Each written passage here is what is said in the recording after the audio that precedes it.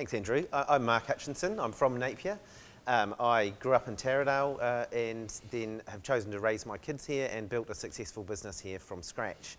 The reason that I'm standing at this election is because I think there's two kind of key issues that we're leaning into.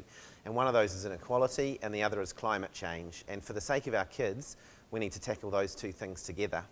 So I'm standing for Napier because I think I'm the candidate that has the experience to advocate really strongly for Napier. My background is that, after school in Taradale, I trained in Otago as a clinical psychologist. I spent the first 10 years of my career working with children and families, so I understand deeply the issues that matter to families and how what kids need to get ahead and reach their potential.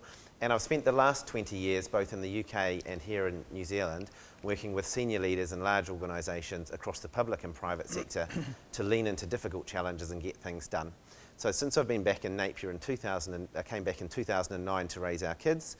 I've set up my own successful business and I consult to large organisations that you might be familiar with, organisations like Fletcher, Fonterra, the energy companies, the New Zealand Transport Agency and New Zealand Post, to help CEOs and their leadership teams lead effectively. So I think that I bring a broad range of experience that means that I can be a really successful advocate for Napier. I've already done some of that. And the reason that I'm standing for Labour is because that Labour has always stood for building a strong economy that delivers opportunity for everybody. And I think that at the moment we face a really big choice, and the choice is between continuing progress, though that's difficult and not always perfect, and going backwards, back onto a track towards policies that have been proven to fail in the past.